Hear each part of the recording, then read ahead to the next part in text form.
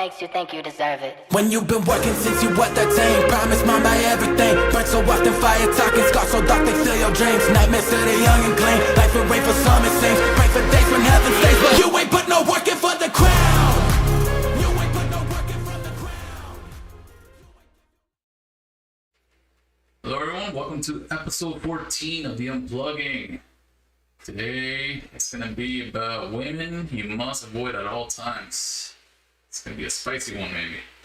Oh boy. So already, just starting off on the title, you heard it, ladies and gentlemen. So this video, I want to say, is like a sequel to the first. It's the second video we made about the red flags to consider.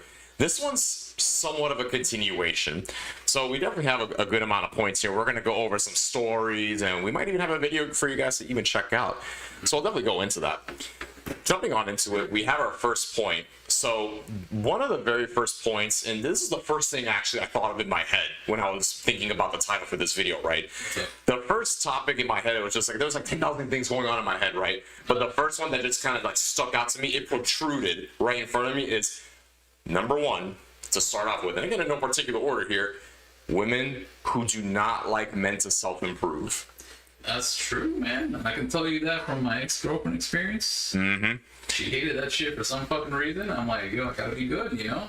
I can't let myself go. But and that pissed her off. But here's my thing with that, right? So, because at the end of the day, I've always said in the videos, we've talked about this, right? And even when we've had guests over, women like to see the spark in the man's eye, that twinkle, but they themselves don't want to be the twinkle in their eyes, in the man's eyes. That twinkle in the man's eyes is the man is chasing excellence. He's striving. He's becoming better. He's learning. Focus, ambition, yeah. All that. But the thing is, here's where some people it's like, well, isn't that contradicting what you're saying?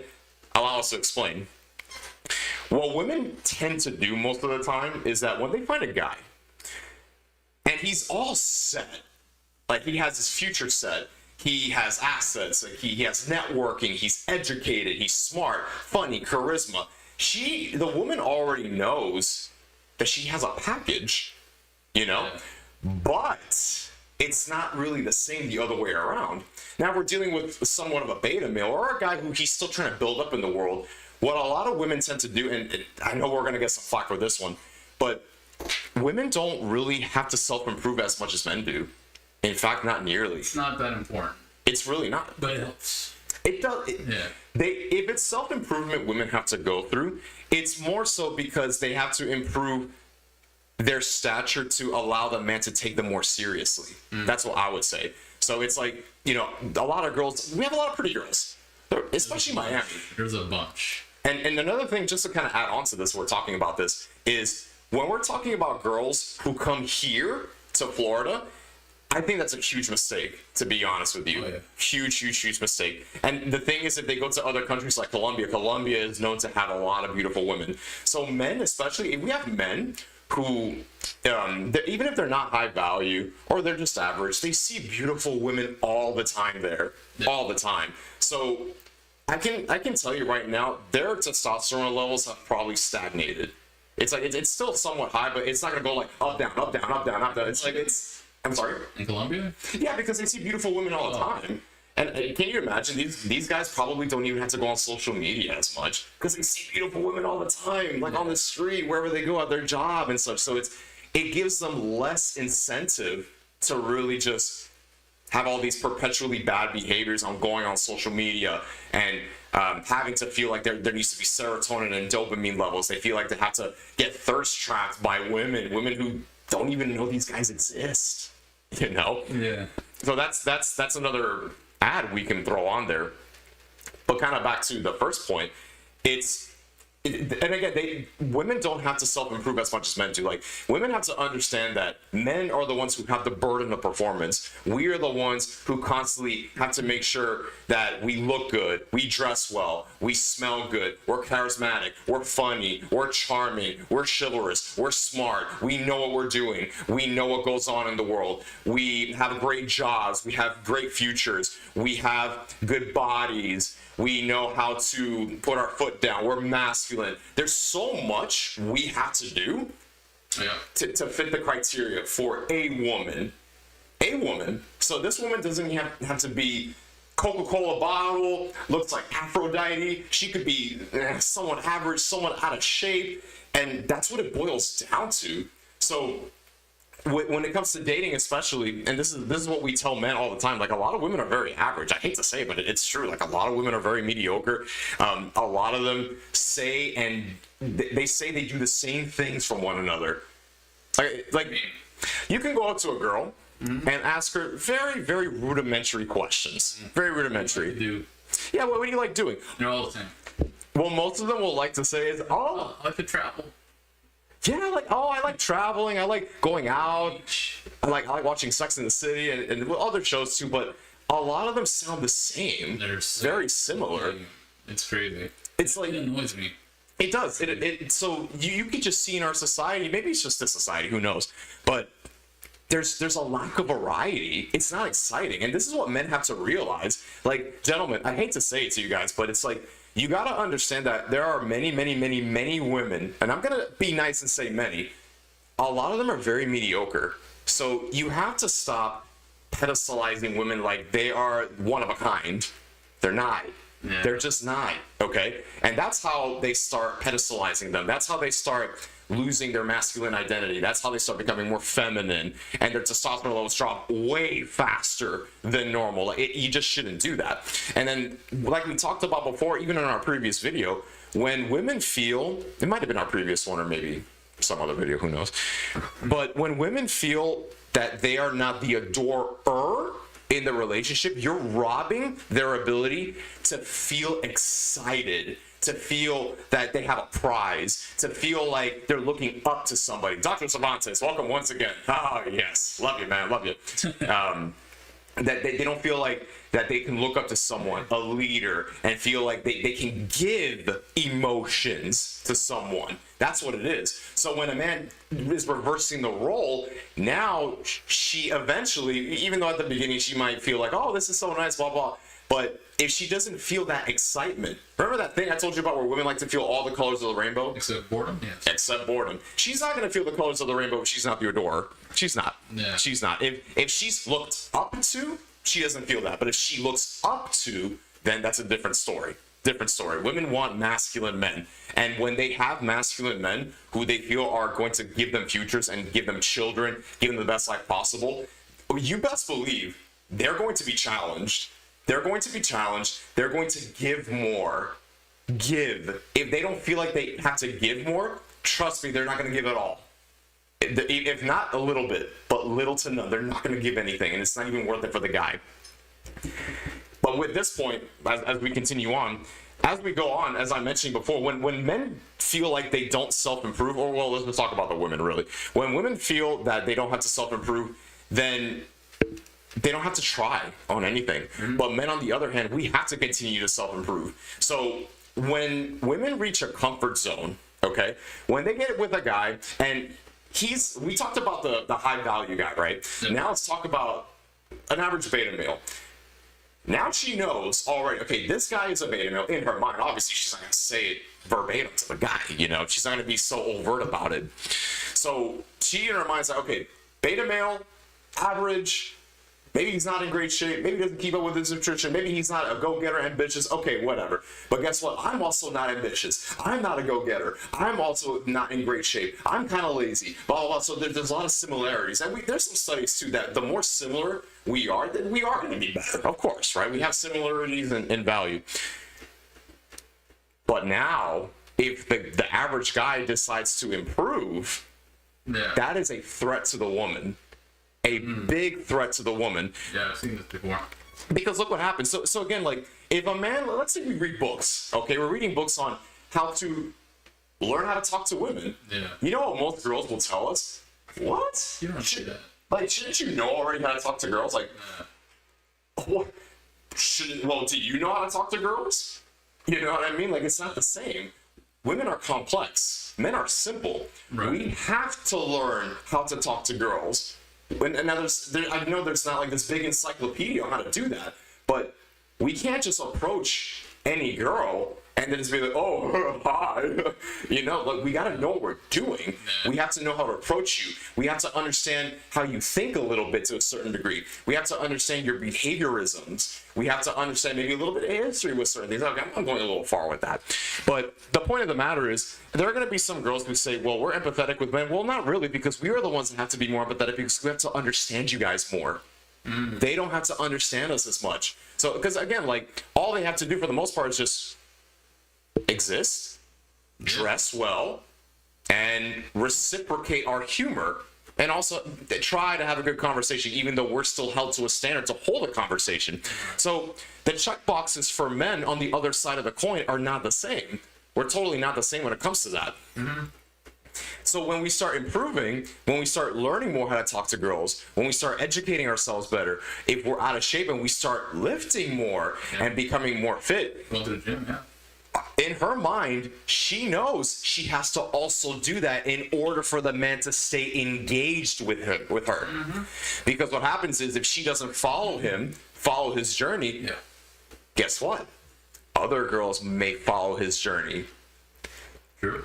So that's a giant point there. So it's, if she follows you guys, gentlemen, now reverting it back to you, if she follows your journey, if she wants to get fit and shape with you, wants to eat better, wants to maybe learn a little bit with you, and even like a good example, the epitome of it all is if she watches a podcast like this with you, bro, she's a keeper. She's a keeper. We could have seen a ton. Yeah. Oh, great minds think alike, right? Yeah.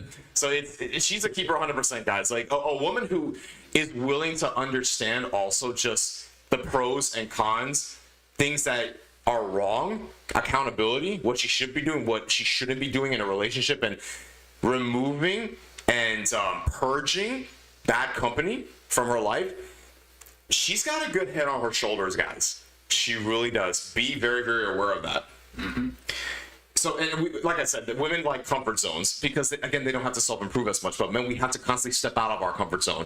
Once we get comfortable and the woman sees that we're getting too comfortable, like we're sitting around the house all day, we're watching TV all day, you gentlemen, you honestly think she's going to be aroused by that? Yeah. You think you think her estrogen levels are going to go up? You think she's going to, start getting wet in certain areas because she sees you sitting around all day? It's not going to happen. It's just not going to happen. Absolutely not going to happen.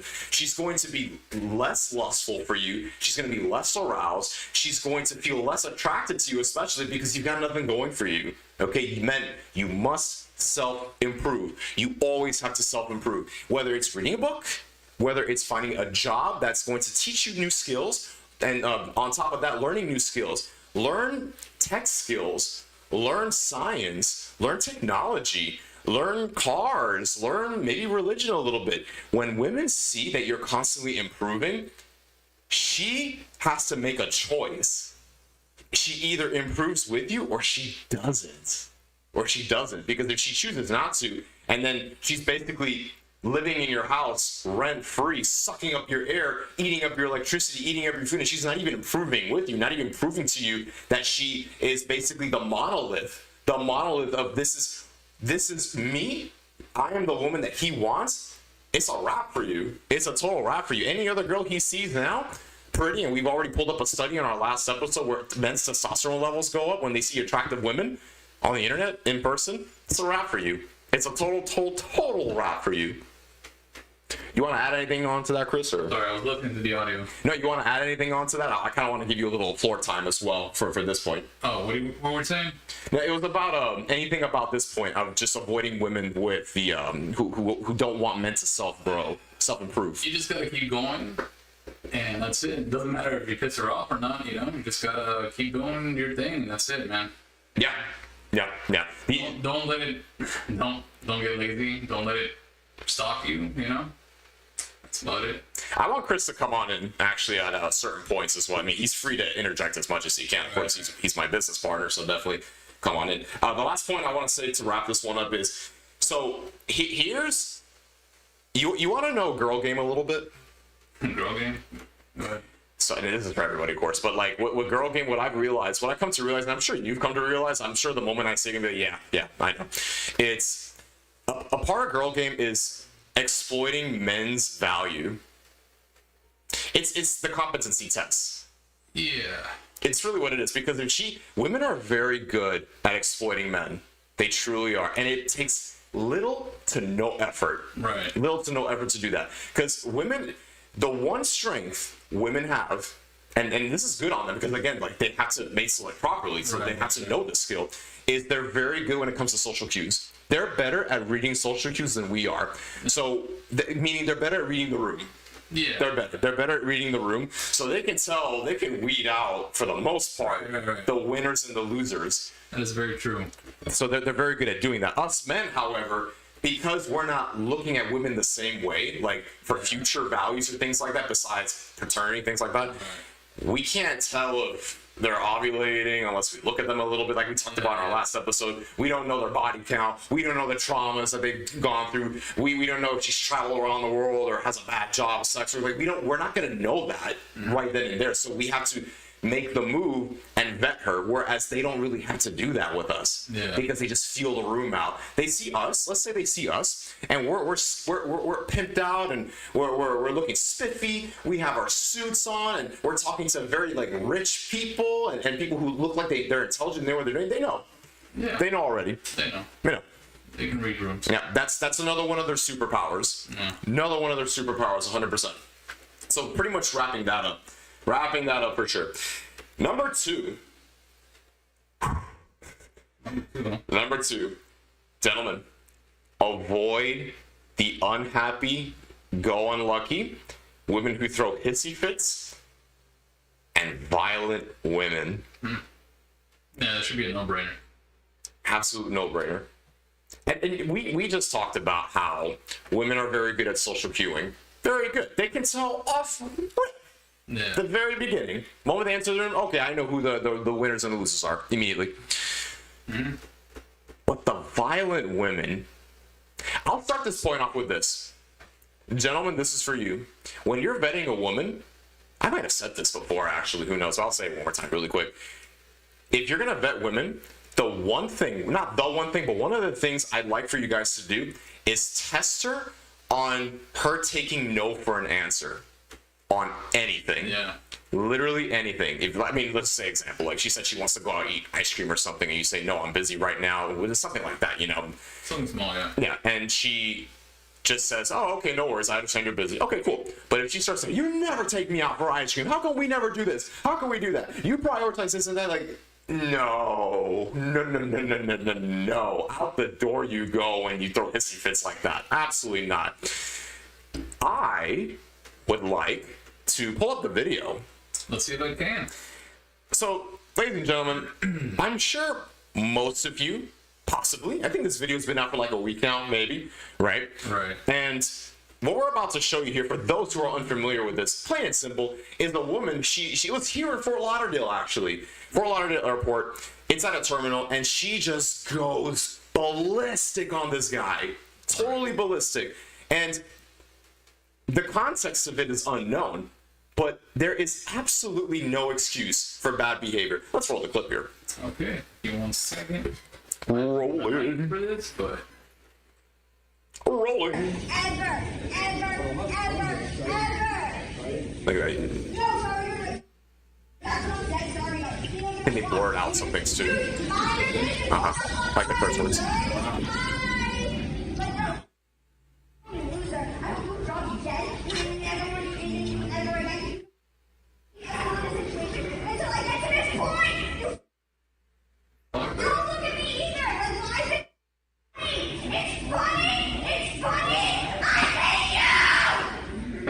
Look at this.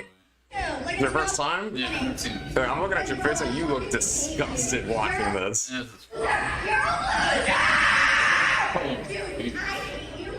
How are you still sitting next to her? Do you see this? This demon? Yeah, fuck that, man. And she goes, I hate you. Go away. Walk away, bro. We're just really stressed. We're just really stressed. Oh, Yeah. no. Let's rewind that. What part? The part where he just says, we're just stressed. We're just really stressed. Pause. Alright. Absolutely unacceptable. Unacceptable. How on earth, like, you know, this is video 14, I believe, right? Yeah. We're on 14 videos right now. I have never seen a man, I'm just gonna say it, so pussified, Yeah. so beta-tized, so unwilling to assert himself. Yeah. This is, I don't know what to say. I just don't. I mean, there's people like that out there, you know? I absolutely don't understand this. And this is us right here, right? We've always talked about, we can tell, and we teach men, you can tell who runs the relationship. Oh, yeah. You can easily tell. Women who are not in their feminine and women who don't look up to their men as male authority, this is what happens.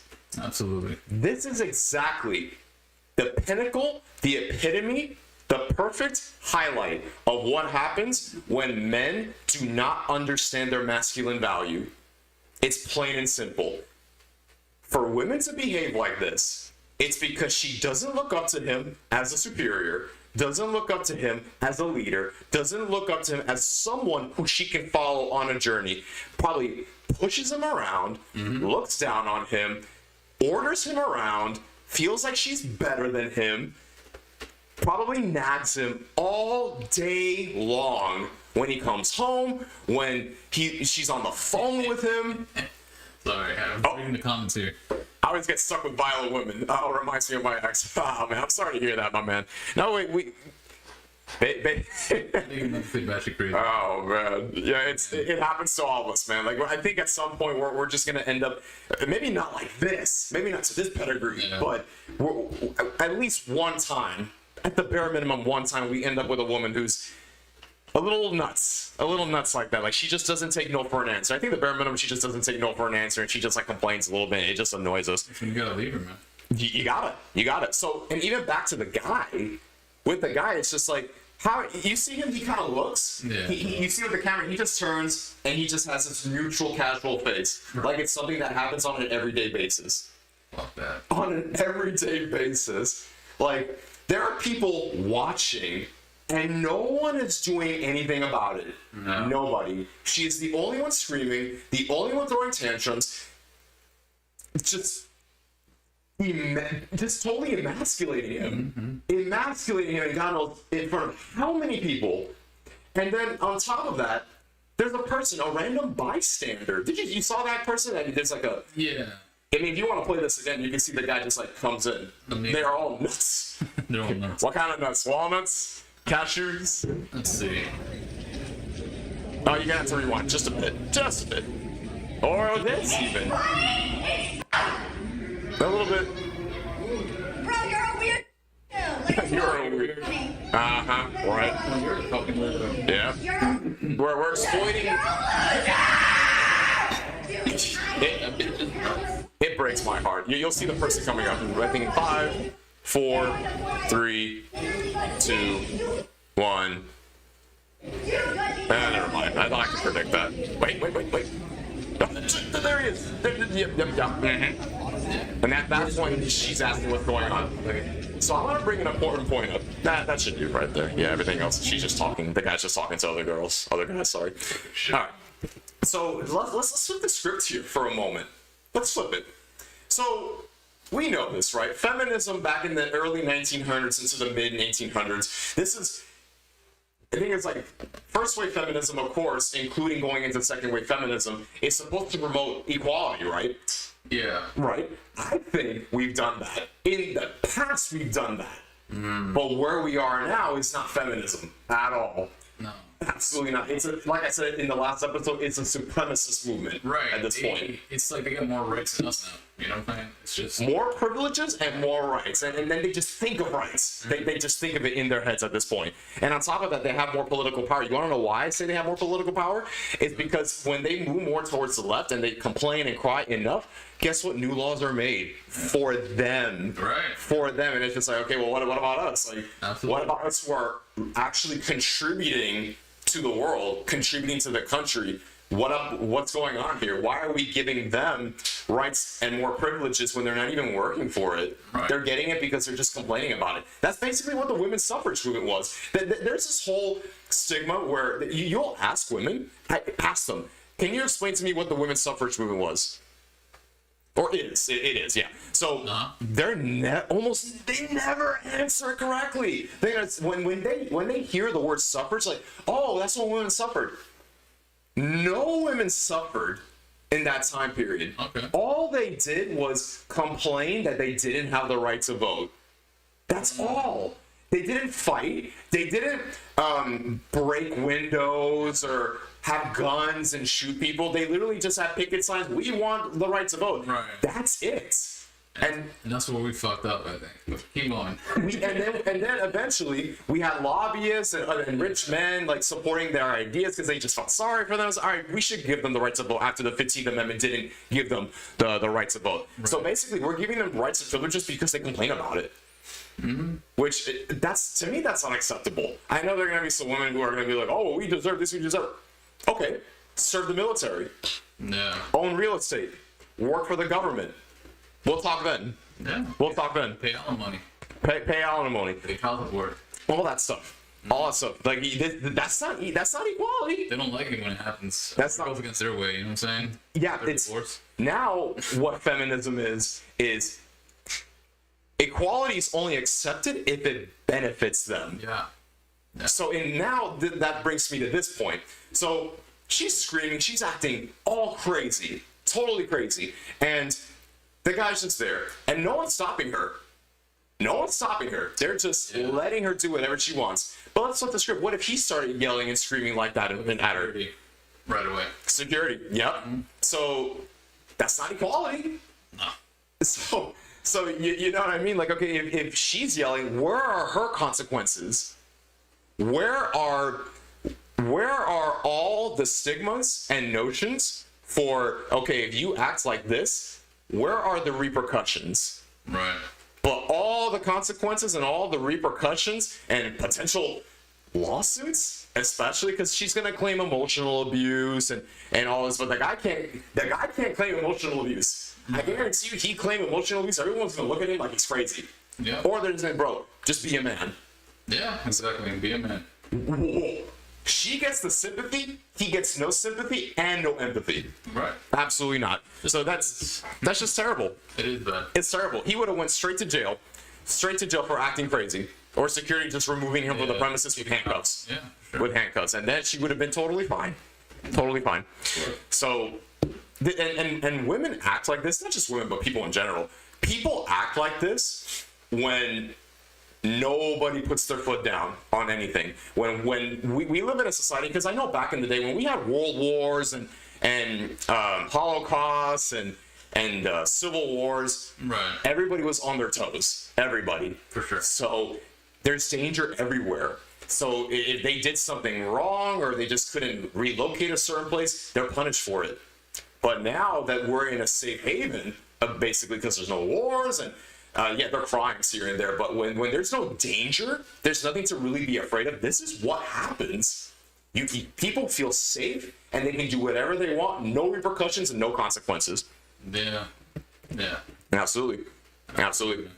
So that's a shame. That's just a darn shame. So, gentlemen, it's just pretty much off that point. We've already talked about feminists in our red flags video. We've already talked about women who don't hold themselves accountable. This is it. You think this girl takes accountability for anything? You honestly think that after this scene, this instance, they went home and she apologized to him? You think she apologized to him? What do you think, Chris? You think she... You know, there's a possibility. But then she might just do it again the next day. Bro, I've seen this kind of crazy before. You know what I'm saying? I'm sure it's a possibility. It can happen. Yeah. That she'll apologize and then do it all over again. So it's like, what was the point of the apology then? No, yeah. You know? There's a lot of batshit crazy. But I will admit it's the guy's fault also. It's like, it's your fault for not putting your foot down and making her understand that you are the leader and you are the masculine figure and you are the one who's going to tell her, look, I don't date girls who do this. I can't take a girl seriously who doesn't take no for an answer, who's bad crap crazy, who doesn't understand boundaries, who embarrasses me, like how she just did right here, who embarrasses me in front of people, and now it's public. Yeah, fuck that. Like we know how this guy looks now. Like the moment people It's viral or what? Is it like going pretty big? Or... you found it on what website? Like a CNN website or like a? I found it on a website, but it's on X. Oh, it's on X. It's viral. Yeah, It's viral. There's no way. Now every single time he goes out with a girl or a guy, they're not gonna take him serious. Right. They're just not. And they're already going to have this notion where it's like, oh, okay, so you're that guy who gets pushed around. Okay, wonderful. So he has a lot of work to do. Oh yeah. He has a lot of work. So that's point number 2, gentlemen. The video pretty much sums that up, and we talked a little bit about history, and then what you guys need to start doing forward. You want to add anything to that, Chris, or you want me to move on here? Then you can go on to the next one. Yes. Number 3, single mothers. Oh. Oh yeah. Oh yes. Yeah, I want Dr. Cervantes to come on in here and say, yep, single mothers. Oh yeah. I know he's gonna say something. I know it. Come on, baby. Tell me something. Tell me something here. So the thing with the single mothers, here's the thing with them. And it's so funny. I'll start this point off with this. I remember I had a conversation with some friends. This was last year in November. And I brought up a point about what's the point, and this is well before this show started, of course, and well before I knew all the stuff that I've been talking about from the past 14 videos, 14 now. Mm-hmm. It's what I didn't know, and this is me reading from that Unplugged Alpha book. I knew this part already, right. But I asked them, what benefit do I get dating a single mother? Name me something. I guess I'll ask you first. Yeah, I'll ask you. Go ahead. Benefit of dating a single mother. I hate to say this, but I'm gonna put it on air. They're fucking easy. They're easy. They're easy to get into. Easy to get into their pants, bro. Easy. It's easy mode. Oh yeah. Because they know their values like shit. You know what I'm saying? Yeah, so like it's too easy. Yeah. It's what? They're. That's it. That's the only benefit. At this point, their hypergamous strategy is so attenuated. It like doesn't matter anymore. It's just like, well, I've been ran through. I have kids. Like, yeah, they know. Like they're convinced that they don't have to sell purity anymore. Right. That's it. So they don't have to try. Yeah. They see a guy's like, all right, here are my kids. Yeah. You want to have sex? You want to have this and that. So they're trying to sell themselves off the sexual availability is what they're selling themselves now, which I think is the worst thing. The absolute worst thing. It's like women. This is for the ladies. Like your purity, as I said multiple times, that is your greatest asset, your greatest commodity when it comes to mate selecting for men. Okay, men are looking for that. But when it comes to this, so it's the easy part. Okay, so you would say I've dated a lot of single moms, and bro, it's easy mode. You want to know what my conversation consisted of? What the girls would say? This is mostly girls. They'll say, "What's wrong with the single mothers? They're nice. They can be nurturing. They can do this and that." I was like, "Oh, here we go. Here we go." So, okay, so they're nice, but they're single with a child, so you don't know their history. Right. They're nurturing. Really? Let's pull up that study. Let's pull this up. And we brought this up already, actually, when Chris and his girlfriend were around. Oh, let me stop. With Aisha, she came in, and even she was intrigued by it. Oh, which one? Oh, what study? The second one at the left. There it is. You remember this one? You remember this one? Look at this. We left off. Look at that. We left off on this one too. Perfect timing. My God. Yeah. Look at this, guys. Like, we've shown this already. And this was kind of like subtle at the point, but just kind of really quick. 60. Let me see. Let's go a little here so you can see. Okay. Yeah, this one here. No, it's for them to see. Yeah, I can see this one. So I think this is really the only thing we have to talk about. Perhaps one of the most relevant and more surprising findings was this. 68% of the maltreated children were maltreated by female. Yeah, I remember this. Whereas 48% were maltreated by male. Some children were maltreated by both, right? Mm-hmm. But children maltreated by biological parents, mothers maltreated the majority, 75%, whereas fathers maltreated a sizable minority of 43%. And in contrast, male perpetrators were common for children maltreated by non-biological parents or parents, partners, 64%, or by other persons, 75%. that last part is actually a good point. So we have the statistics here. And again, this is 45 years of data gathering. Really? Can you believe it? 45 years. Yeah, it's proven that the husband's already abused. It's true. Yeah, can we go up? Actually, Actually, it is like women are just more emotional. They let their feelings get in, control them, and then they're neurotic. they go batshit crazy. Like that bitch we saw in the airport. Yeah, let's not go all the way to the top because we covered this part already. All the way because of the title. Yeah, look at this one. 45 years of data disproving the myth that husbands are the abusers. And this is by Rachel Wilson. Like, this is a recent thing that was posted last year. Last year, as of, well, it's almost full last year. 3 more days. Oh, okay. What's today, the 18th? Yeah, 2 more days. 2 more days. So, the single mothers, here's the thing, like, it wasn't even answered. So to me, I didn't know this type of data about the whole nurturing thing. But I guarantee you, if I said that's actually not true, they would have completely crucified me. They would have crucified me. Like it's a total. It is a paradox, a total paradox for someone to say that because men and women, like, they're supposed to be the nurturers, right? Yeah. But then when we look at data and then we just involve biology, we involve the psychology, we involve trauma, we involve past, and then we just look at the behaviorisms, we put them all together into a ball. That's not true. It's really not, because we're involving so many different factors. So I don't understand where this whole thing that the whole notion was women are awesome nurturers. According to statistics and studies, no, they're not. Right. They're not. Like it's, especially if they're more likely. Men are just chill. You know, we don't do that kind of stuff. But this stuff happens more with. Did that one part say it was only when they were single, when they were together? Let's find out. I think we went too far. Oh shit! What happened? There. I think we went. Okay, yeah, there it is. There it is. Maltreated children were maltreated by female, whereas. Okay, so it doesn't say if they were together, but the second part of children maltreated by biological parents, mothers maltreated, but it's still the same thing. It doesn't make a difference. Right. So and this isn't, I'm not trying to dog on women when I say this, but again, we're going off statistics. The unplugging, this is the responsibility of the unplugging. There is no way, and we do our absolute best to give you guys the best information possible, but we can't just go off whims and just weird thought processes and just assume things. That doesn't look good for us. And we're doing a disservice for you guys. It really is. Take this for what it is. Take it for what you will. But the whole point is to give education. Give education for everybody who comes onto this channel so you guys can strive. You gotta strive. Okay, that's the only way you're gonna make it. We're done with this one here. So just pulling that up, I said that, okay, so tell me the significance with it. That was the whole conversation. And then I said, okay, I'll tell you some benefits. None. I said none. Literally. Because it's like, because, and they kind of didn't like that answer, I'll be very honest. Of course they're not gonna like it. You know what I mean? They're not gonna like that because they don't have that knowledge. They don't understand.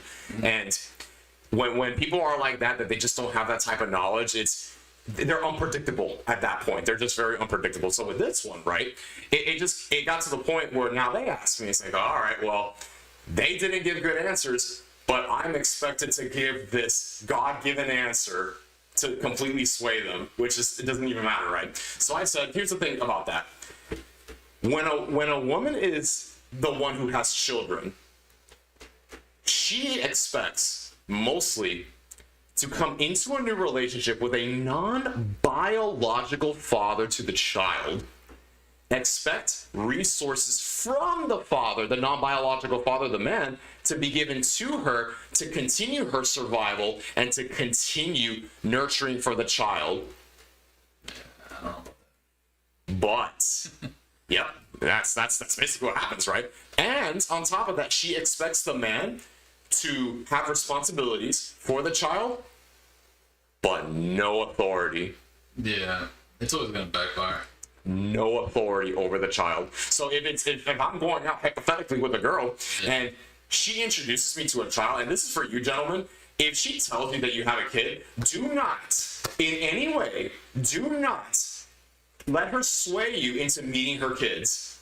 Yeah, I said it. Because the moment she introduces you to her kids, that's when she's gonna start climbing the ladder of, okay, she's got my kids, great. Now, let me build a connection with them. Let me build. And then eventually the kid's probably going to, maybe get connected with him. Maybe he wants to start hanging out with you. You build a bond. And now she's going to expect you to take him to school, take him to Disney World, spend money on him, spend money on his tuition, his school, and everything, while she just kicks back and just does almost nothing at the time. And if they break up, that's it. Like, she takes a kid, and you lose everything.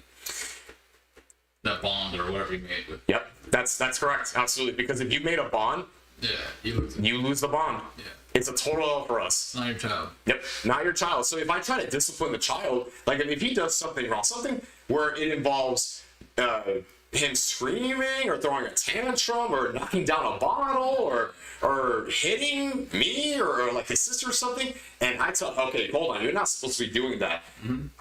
One of two things, maybe three things might happen. Number one, the biological mother is going to come up to me and say, I don't like how you're raising your voice with my child. Yeah. I don't like the things you said to my child. I don't like how you asserted dominance and superiority and leadership. Something. She's going to say something. Or number two, the child, if he's mature enough and smart enough, and he knows you're not, of course, the biological father, Right. he's going to rebuttal and say, you're not my father. Yep. I'm not going to listen to you. Why should I listen to you? You don't know anything about me. You just happen to come on in here. Yeah, you take me to Disney World. Yeah, you take me to Disney World. Why the hell should I listen to you? Mm-hmm. Or number three, they both go against you. And then they basically ostracize you from the family house. Right. Definitely. There's No win. There's no win at all. no win. Yeah. No win. Absolutely no win. No win at all. Yeah. You can't win there. Yep. And then if you're already habitating with a woman at that time, and the law in the state likes to say, oh, if you lived cohabitation, if you lived with them for like a year or two, you're basically married. Yeah. Basically married. I hate that, man. That's not going to happen. Just not going to happen. It's not worth it, guys. But if we flip the script, here's what else I said. The part about the man gets nothing out of it, they of course they say, that's not true. Okay, give me a reason. I'm not even going to ask you guys for evidence. Just give me a reason. And all they kept on saying, it's just not true. Like, you're just not giving the woman a chance. What if she went through something? That's not my problem. That's not our problem. Like, men don't want to deal with baggage. We don't want to deal with a bad past. So it's so funny when we try to play this.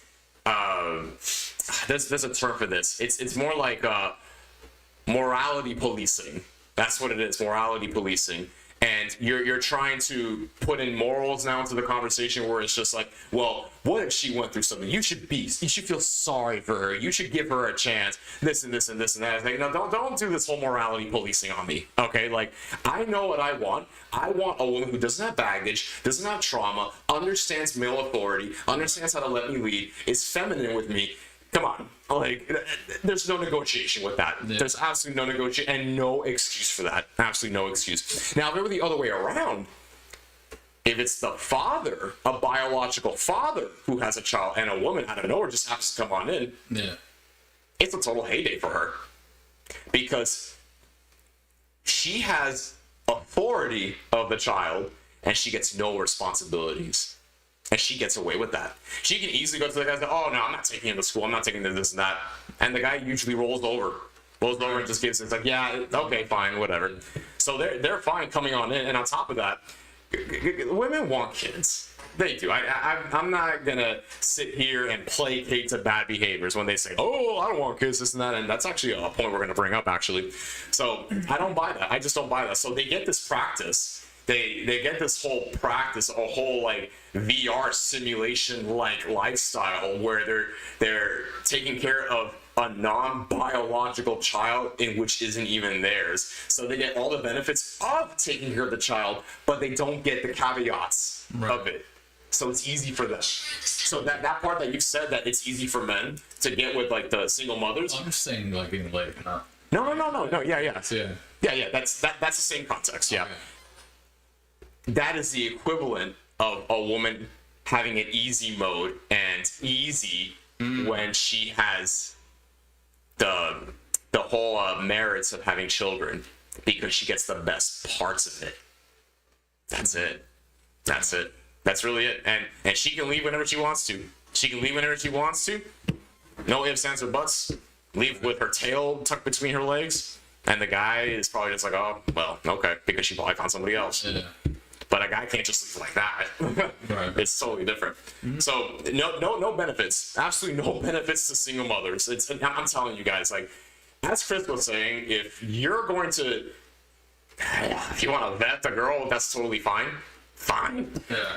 But don't take her serious. Remember, we have categories. We have three. Men have three, well, women have three too. But if I were to exploit them out right now, they're either going to be in the I'm going to take you serious category, in the recreational usage only, or you don't want anything to do with that person. It's one of those. The bare minimum, number 2, recreational use only, and that's it. Do not let her sway you into meeting her kids. Do not let her plan dates. Too many mouths to feed, yeah. I'm reading the comment. Yeah, of course, too many mouths to feed. Don't let her, that's a good one. Don't let her plan dates and then she's like, well, I'm with my son, blah, blah, blah. Yeah. Tell her, oh, yeah, I'd rather just the two of us. It's okay. It's okay for you gentlemen to say that. It's okay for you to say, I'd rather just be the two of us. And then reschedule for another day. She'll get it. Mm-hmm. She'll get it like, okay, he doesn't want to really. And she's not gonna dog on you for that. She's not. She's just not. But if she mentions, and I'm sure it's gonna get to a point where she wants the convo, yeah. I just feel that you're avoiding my children. You just tell it straight up. I don't want to meet your children. It's that simple. Like, I just want to have this, whatever we have going for us. I think we are just having a recreational relationship. I think you're great, you're fun, but I just don't want responsibilities. I don't want to build any connections with the children. I just want it to be the two of us. You can say something like that. And if she's not going to buy into it, then all right, bye. Right? That's it, because she sees that you're not willing to get held down by responsibilities in which shouldn't even have been given to you in the first place. That's it. That's just it. And all right, excellent. So we got that one out of the way. That one was really good. And and to finalize this one really quick, one of the worst things single mothers can do is inviting non-biological men, because there's going to be a higher rate of child abuse from the men.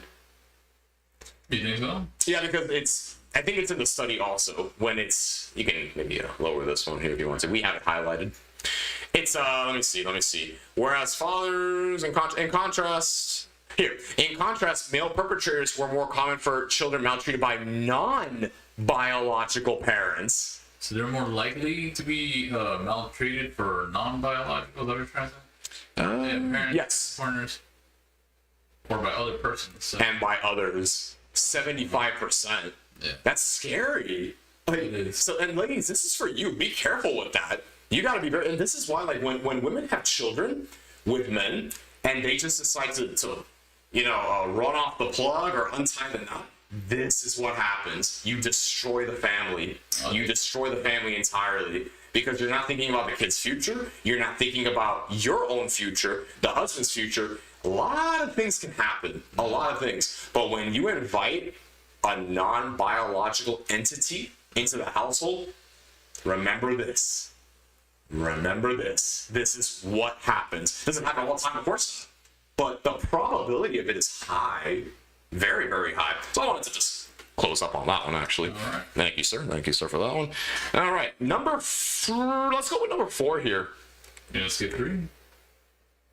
That was 3. Single mothers. Oh, okay. Yeah, single mothers, yeah. So number 4 here. Look at this. Look at this. Okay, I thought about this some time ago, actually.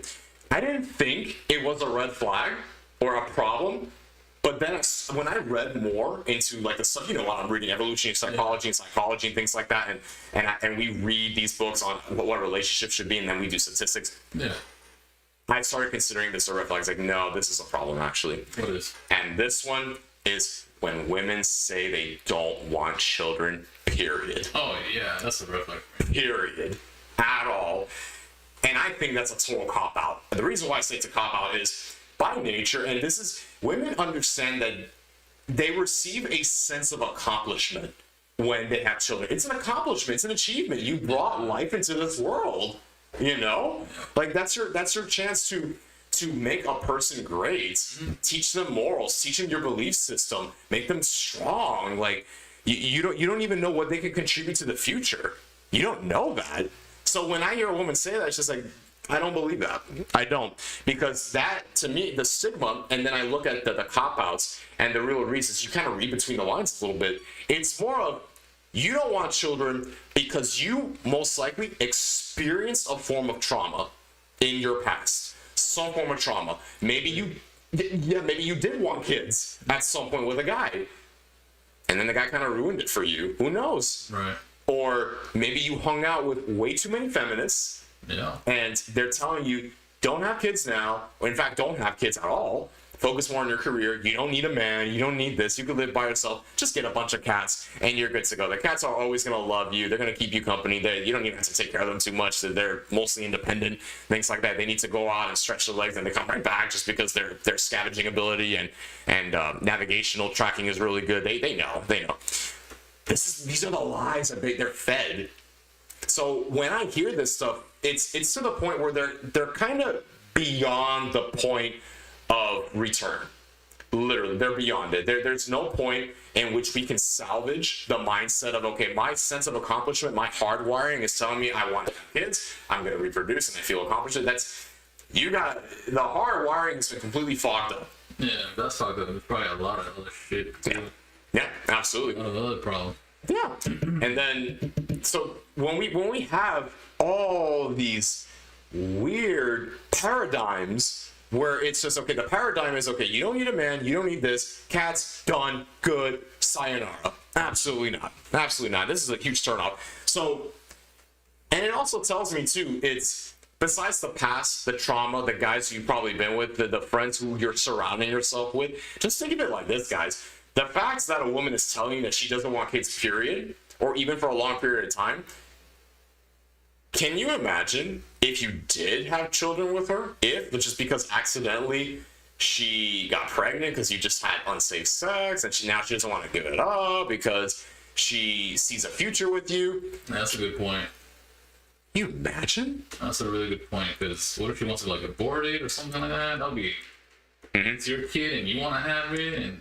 Bro, it's life, and that's fucked up, man. It is, absolutely. And then what if the guy wants a kid? And yeah, you have no power, no say, because it's a man, you know? That's fucking terrible. We talked about this also, where Yeah, we did.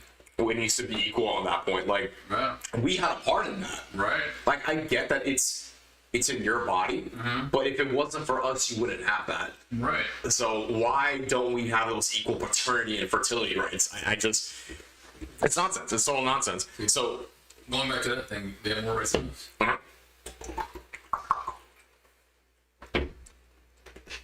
You don't even have to have science for that. Right. Just look up laws. That's really all you need to do. Just look up laws. Yeah, amino time. Oh, my girl in the future does aminos just like me, or protein shakes like us. You know what I mean? Yep.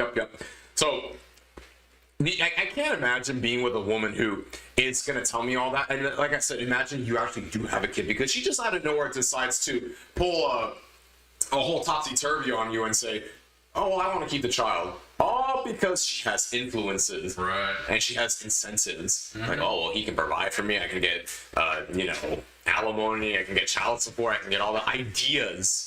Yeah. Ideas and inceptions start to come on in for her. So it's a win. It's a total win for her no matter what. Then she finally does have the kid, and she's just not taking care of him or her. She's not being responsible. She's just nagging you all the time. She's going out also. When she's a mother, Yeah. you're going out partying, this and that. I was like, yo, you're supposed to be here taking care of our child. What are you doing? You know? So definitely don't waste your time on that, guys. Absolutely not. That was one of like the quick points, honestly. It's all good. Yep. That's just scary. It's and actually, I want to bring up this one other point. For the girls also who say that, these are the girls who want to focus on experience too much. That's true. I was gonna bring that up, but like they just want to travel. Yeah. Rather than spending money on like having a kid, they rather use that money because they want to raise their status or whatever by traveling and all this other crap that they think matters. You know what I'm saying? Yeah. And damn, man, sucks. It does. It does. They prioritize experience in which they could get with a man. Oh. And now that they have experiences together and it feels more special because she's looking up to somebody and she has a man who's going to take care of her, things like that. Wait, so do you think that's more special? So you're going to sit here and tell me I'm going to go off traveling, getting ran through, going to clubs, going to all these precarious, unknown situations where anything can happen to you. Anything. You're meeting all these guys. They're not taking you serious. You're building baggage. You're building trauma. And then if you finally meet this guy in which you really, really like, you have all this baggage, and he's smart, and he vets you properly, chances are you're not going to lock him down. You're just not. And then you're going to have this regret later on. Maybe not now, but she's at that point going to be like, well, what's wrong with me having experience? What's wrong with me getting ran through? What's wrong? Like, why does my past matter so much? Nah. Easy, because we men don't want to deal with baggage. We don't want to deal with problems. We don't want to deal with trauma. If you go to a car dealership, you buy a car, a used car, it has problems. Right. Are you going to go for that car? Or if you have the money, would you go for a brand new car? You know what I mean? Like, it's a no-brainer. You're going to pick the new car. You're not going to pick something that has problems and has issues, and it could just break down at any time. Men don't want that. That's why, ladies. It's Women need to just stop caring about social media and putting their image out there. Yeah, it's not worth it. We're gonna talk about that. Don't you worry. Ladies and gentlemen, I think it was the last episode. I said we're gonna save it for when we have our guests back, because that's gonna be a good pivotal point on why the social media just like it doesn't increase your value as a woman. It does not. It doesn't maintain value. You can maybe decrease your value. That's what it can. You will lose your value. Yeah. And I'm just gonna say this. I'm gonna say this right now. Actually, women who post provocative pictures online, who post them going to all these extravagant, exotic places, I'm just gonna say it. They provide no value. Yep, no value. Absolutely no value.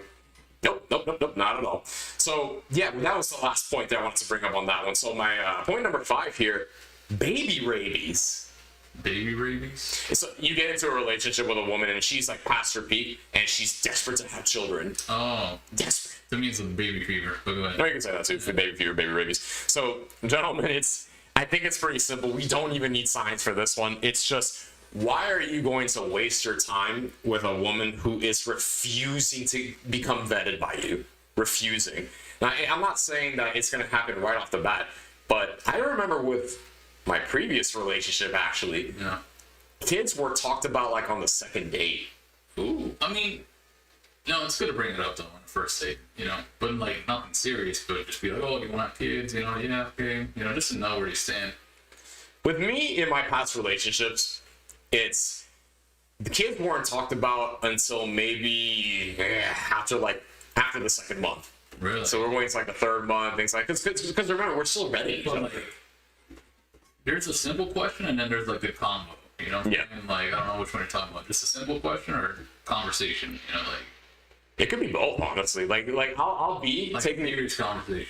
Yeah, kind of like that. You know what I mean? But even if it's like a nuance for me, where if I'm going on a date and then we're just eating ice cream or we're just walking, and what the girls like to say, the vibe, right. We're feeling good. I'm leading on the date, and then she just like pops in front of me. Do you want kids? Like, damn, girl, it's only the second date.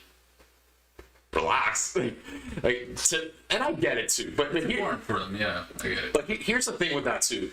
This mostly happens, in my opinion, this mostly happens when women are hitting that wall. When they're in their 30s, when they're 40s, where it's like, okay, clock's ticking, you gotta lock somebody down, okay? But when it comes to women who are still peaking, most of the time they don't, in my opinion, I've never heard women, and I had conversations with other men, girls at that time, they're not thinking about that because they're busy going out and clubbing and partying for the most part. Or if there's like those girls who are with chastity and things like that, maybe you might get that question. And it'll be worth it for the guy, actually, because it's like, wow, you want kids, you're fertile, you're a good girl, I vetted you, you don't have any issues. You might have like one small red flag, but I can turn it into a green flag very easily. Like, you seem to be kind of, like, the red flag could be that she hangs out with other single women. It's like, yeah, I just can't take a woman serious who hangs out with promiscuous single women. I just can't do that. And she turns and says, yeah, you're right, I don't want to do this, things like that. Then if that comes up to me, it's like, wow, cool. So it's contextual. It's more situational, more contextual. But if I'm dating a woman and she tells me she's in her 30s, hitting the wall, that to me is no good. Because it's like, oh, hold on a second. Like, I don't... Fine. I date a 30-year-old. Let's just say hypothetically. This is before I had all this knowledge. I would date a 30-year-old.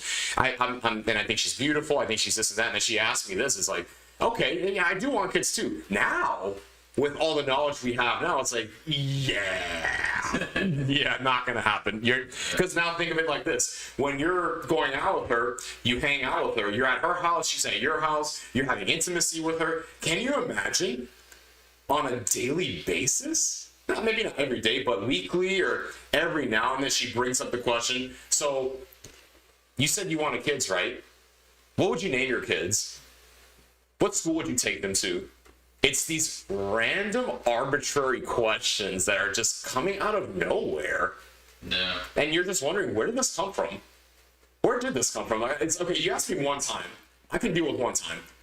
Then you asked me twice, then 3 times, then 4 times. In a short amount of span of time. They want it. It's like, damn. They want your babies. Yep.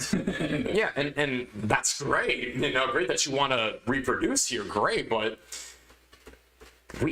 We talked about the reproductive value. Remember that? Yeah. So reproductive value, ladies and gentlemen. Okay, remember that.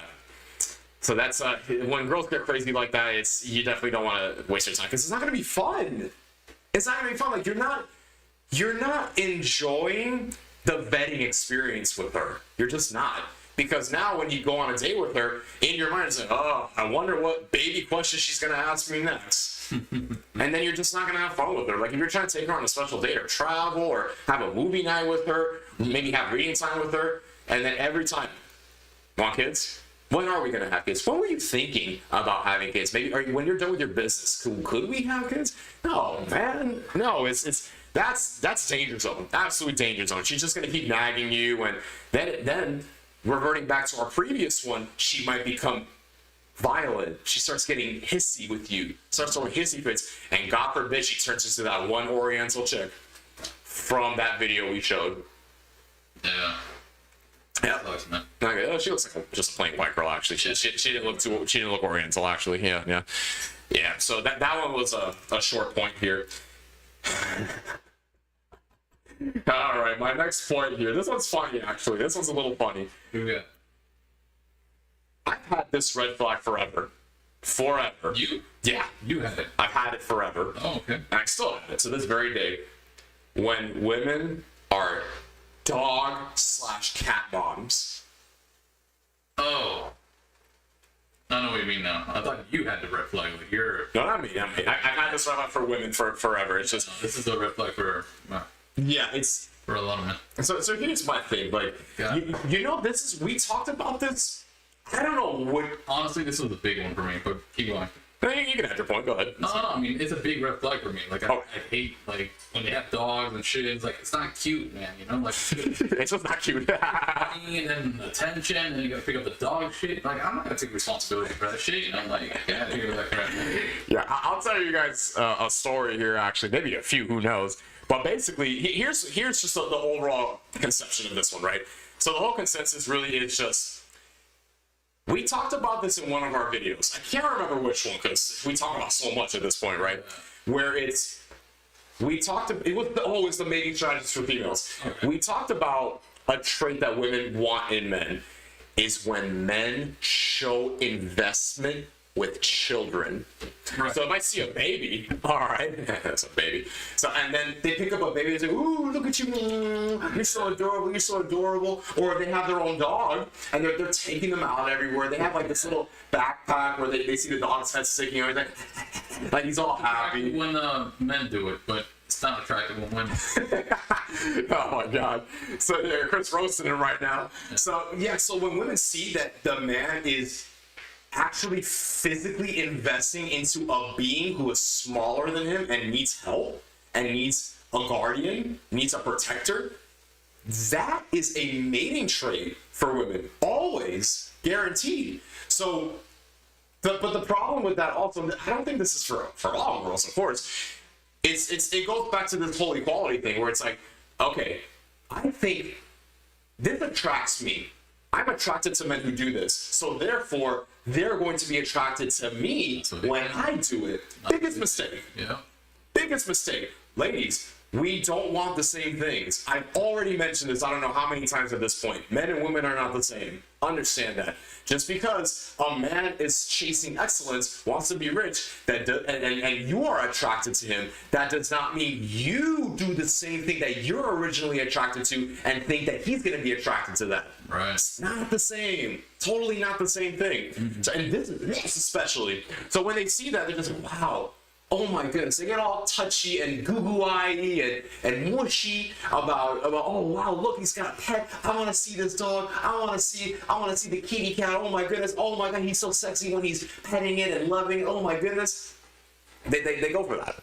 Yeah. That's cool. That's totally cool. Not knocking them down for that. That's totally cool. All right. But here's, of course, where it becomes totally problematic and a monolith for men to just be like, do not follow this at all. Story time. Ooh. Oh, yeah. So even with one of my past relationships, one of my exes, she treated this dog like it was her child. Yeah. And it's like, it's a dog. All you really have to do is just walk it, make sure it gets exercise. Obviously show it some attention because dogs want that attention. Yeah. Feed them. Bathe them a few times, but you following them everywhere they go, you're constantly watching them, you're constantly trying to stop certain behaviors, you're trying to stop them from licking themselves or smelling certain things. Or annoying guests sometimes. Yeah, or you have to bring them everywhere you go. Oh my God, this is the worst one. When, like, if I'm going to restaurants, then the dog has to come with us. I can't have a date actually. So if I'm going on a date and she's like, oh, well, I don't have anybody watching the dog. So what? Leave the dog. Right. Seriously, leave the dog. I hate to sound so crass about it, but it's a dog. Yeah. Like, they'll be fine. They'll be fine. I understand that there's this anxiety that they'll experience when they don't understand how to be separated from their owners. I get that. I totally get that. But they're never going to develop out of it if you're constantly smothering them, having them with you all the time, giving them this constant affection. Like, you're tricking their brain into thinking that this is a 24/7 thing. 24/7. No matter what, you cannot separate yourself from this being. I love dogs. Believe me, I love cats. I love all animals. I just wouldn't own one. That's not me. Yeah. But that doesn't mean I hate animals. I love animals. They're great.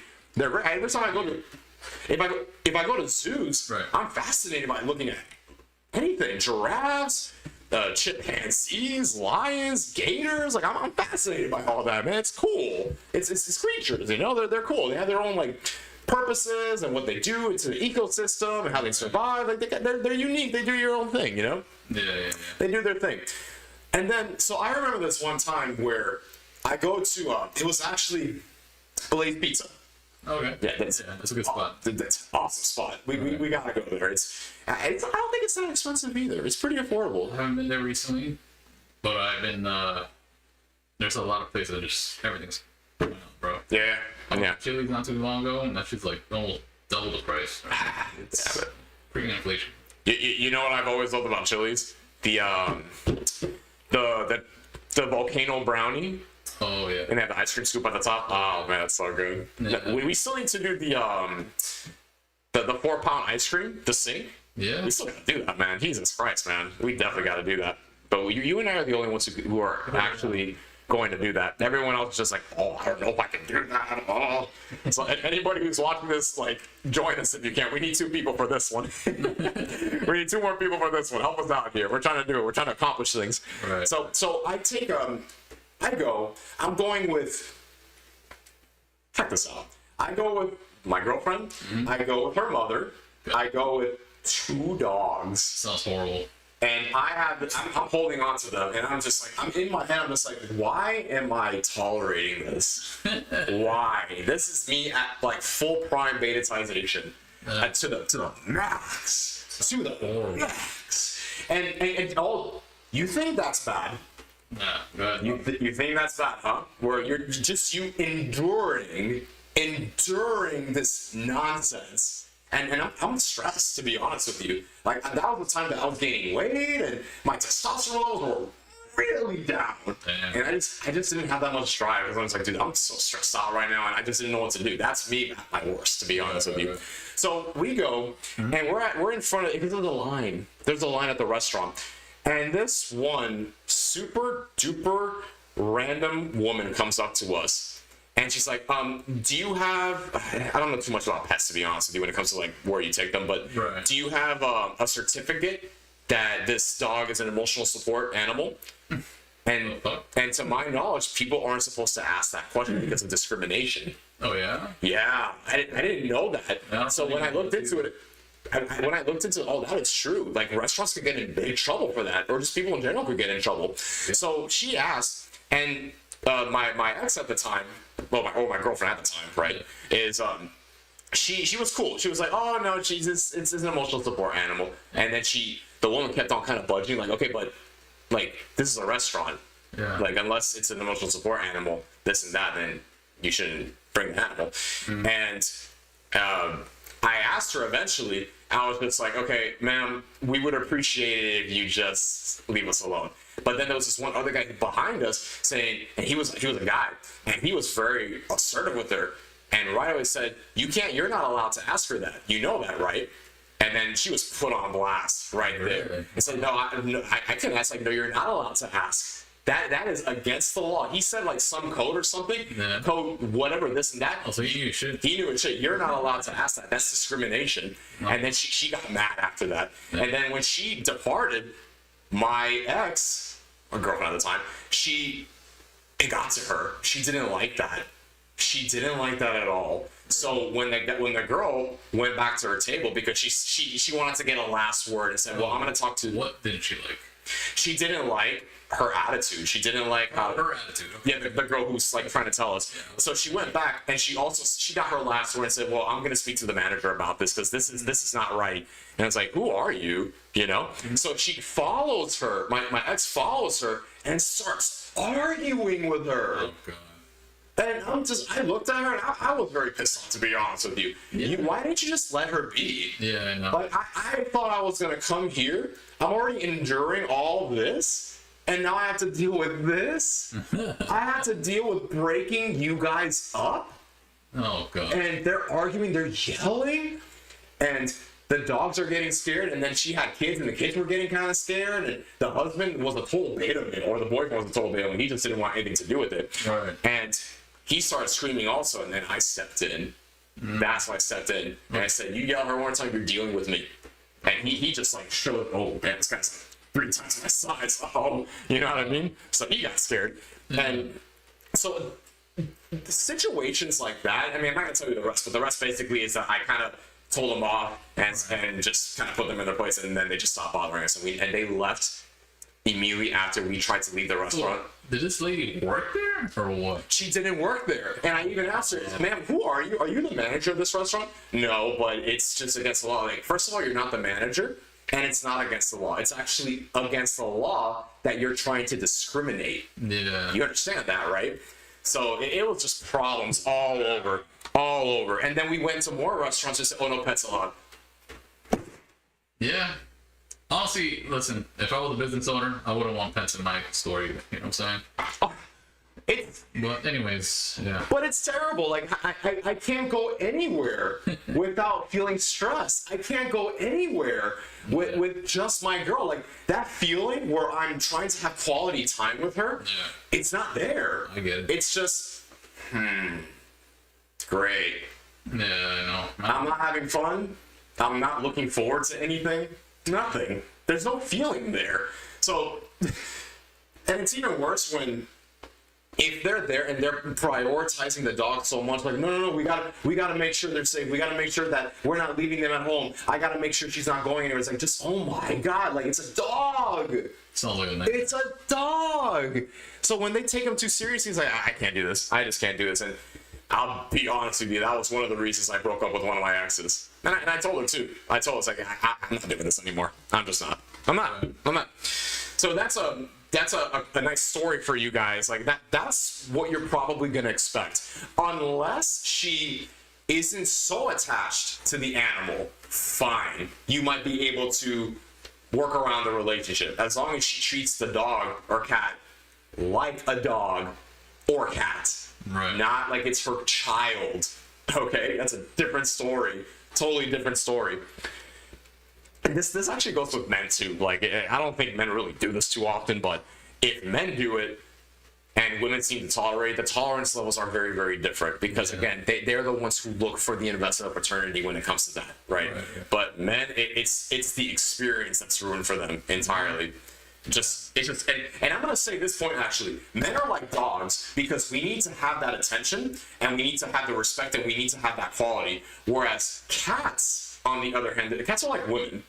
That's how I would kind of like to put it. Yeah, I've heard of this before, but yeah. The similarities are like the animals and things like that. Yeah, but for women, it's just like, it's a totally different thing. Like, yes, they're going to be more like in their zone, they're in their comfortability, making sure that they're doing their thing, whatever. But with the guys, if we don't have that sexual availability or we're not experiencing that quality time when we put effort into them, it's a wrap. It's a totally different thing. So we're done with that one. The dog moms, oh my goodness. And I think we're about to wrap up here, as a matter of fact. So we talked a lot about these points, actually. So I think this final point. There's a final point? There's a final point. This one, recently I developed this one, right? Not me developing for myself, but for the woman. Right. I don't know if anyone's talked about this one, but let's see. Who knows? My final point for you guys, for women who you need to avoid at all costs, visa babies. What are visa babies, you're probably asking? Women who are on visas. Oh, yeah. Yeah. Go ahead, Ben. I know you have experience with this. Do I? Let me tell you. Where do I even begin with this one, to be honest with you? And I've had experience with this one, but where do I begin, you know? I think to start off with this notion with the visa babies, and I call it visa babies. You can call them visa women, things like that. Right. You know this whole thing where women can always go around, even men say, well, men are predators, they could be child molesters, whatever, things like that. That they throw all these layman's terms on us, no matter what. But when we say women are predators, oh, that's not good. Mm-hmm. These types of women can be predators, and I'll tell you why. Mm-hmm. Because when they're going around, and when it depends on the situation, which we're going to break down. But these are women who, you don't know what their motives are. You don't know what their intentions are. You don't know what they're after. Maybe they're trying to leave their country for a very, very bad reason. Maybe they're avoiding the law. Maybe they're avoiding someone who's coming after them. Maybe they're trying to leave family for a very bad reason. You don't know. You just don't know. So what ends up happening as well is if you happen to have intimacy or anything like that, and you have a child with her, guess what happens? Like, she has this whole visa thing, so now it's not that simple where she still has to go through like the government and say, okay, how long have you known this person? Yeah. Is it a real relationship, or is it like one of those little conditions where you're trying to get your green card and things like that? It's not that simple. I think visa babies don't understand that too well. And there's different types of visas. There's like the gold visa, there's a travel visa, there's a student visa, and like all these different things, right? And they have codes. They have like literal codes. Okay. And there's a dual visa where it's both like a travel and a student visa, things like that. All right. That's basically how it is. So what happens is that she's this type of predator, and again, not all, of course, but if she's a predator, she's being a predator by trying to latch on to a man so she escapes a bad past and escapes a life that she refuses to deal with. Right. And on top of that, the guy is the one who's paying for it heavily, 100%. Because here's what already happens, right? Again, let's break it down also now. So I probably should have broken it down first before I started getting into like the situational stuff. Okay. But if we're breaking it down, if you think about it, what do girls with visas do? Man. Here in the States? Anywhere. Let's go out. Party. Drink. They travel a lot. Yeah. They like to be everywhere. I don't buy it at all when a girl comes up to me, she's on a visa, that she's trying to sell purity, she's trying to sell me that she could be loyal to me, that she can respect me, all that stuff. Is like, no, absolutely not. And again, you could just simply look at her Instagram. Simply look at her Instagram or social media and look at all the places she's been. Right. Look how she dresses. Look at the guys she hangs out with. Tattoos. Piercings. Like her going out to clubs. Like, it's all there.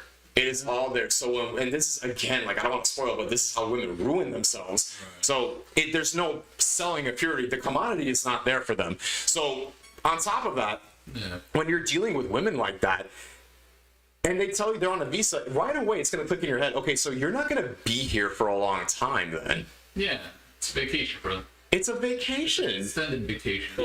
Yeah. So she might be here for one time within her period that she's able to travel with her visa, then go back to her home country, then go somewhere else, then come back. Go somewhere else. Come back. Go somewhere else. It's an endless cycle. It's a total endless cycle from there on out until finally she decides to settle down. Finally. But by then it's too late. By then it's absolutely too late.